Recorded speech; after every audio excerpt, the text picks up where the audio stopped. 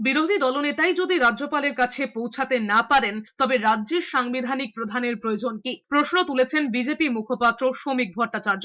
রাজ্যপাল বিরোধী দলনেতারই সাংবাদিক অধিকার রক্ষা করতে পারছেন না, আর অন্য কোথাও গিয়ে বলছেন শকিং।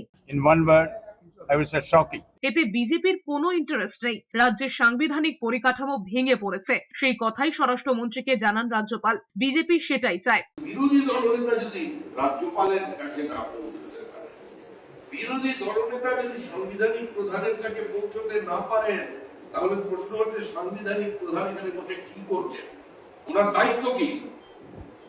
ওনার দায়িত্ব এখানকার মানুষের সাংবিধানিক অধিকারগুলো রক্ষা করা। উনি বিরোধী দলনেতার সাংবিধানিক অধিকার রক্ষা করতে পারছেন না, আর কোথায় গিয়ে বলছেন শকিং। বিজেপির ঘরছাড়া তো দিলীপ ঘোষ, শুভেন্দু অধিকারী যাদের ঘরছাড়া বলে রাজভবনে নিয়ে গিয়েছিলেন, তাদের হোমস্টে প্যাকেজ ট্যুরে কলকাতা দেখাতে নিয়ে আসা হয়েছে। এটা নাটক ছাড়া কিছু নয়। ঘরছাড়া আবার কি? বিজেপিতে ঘরছাড়া একজনই, তার নাম দিলীপ ঘোষ, যাকে মেদিনীপুরের ঘর থেকে বিজেপি উচ্ছেদ করেছে। আর বাকিদের ওটা ওই হোমস্টে প্যাকেজ ট্যুরে কলকাতা দেখাতে নিয়ে আসা, নজর ঘোরাতে, সন্ত্রাসের অভিযোগ করে পরাজয় থেকে নজর ঘোরাতে, পার্টি অফিসে খাইয়ে দাইয়ে রেখে এসি বাসে কলকাতা ঘোরানোর জন্য বের করা।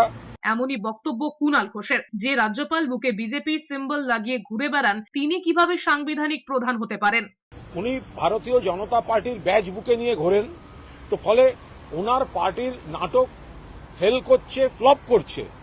তো সেখানে রাজ্যপাল সেই জায়গায় তিনি তার পার্টির সতীর্থদের সঙ্গে মঞ্চে অবতীর্ণ হয়েছেন, মুখোশ খুলে রাজনীতিতে নেমেছেন।